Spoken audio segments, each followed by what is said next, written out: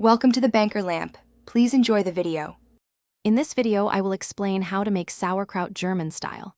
First, choose a fresh, firm head of cabbage, like a green or white variety. Discard any damaged outer leaves and remove the tough core. Next, finely shred the cabbage using a mandolin or a sharp knife. It's important to get consistent, thin strips. After shredding, weigh your cabbage accurately. This step is crucial for calculating the precise amount of salt needed for proper fermentation. Once your cabbage is shredded, it's time to add the salt. Use a non-iodized salt, such as sea salt or pickling salt, at a ratio of 2% of the cabbage's weight. For example, if you have 5 pounds of cabbage, you'll need about 1/10 of a pound of salt.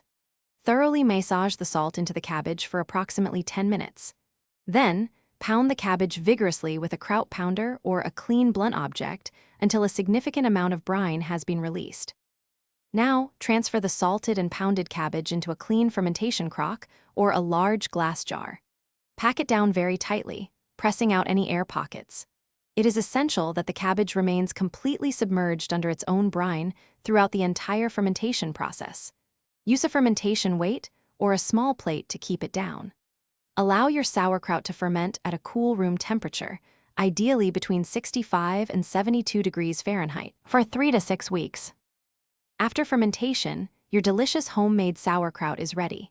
Transfer it to smaller jars and store it in the refrigerator, where it will keep well for several months.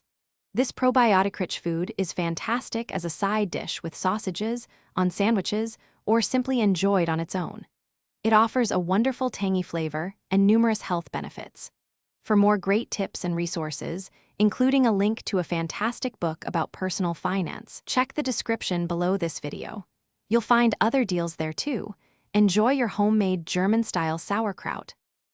Thanks for watching. If this was helpful, leave a like and consider subscribing. See you next time.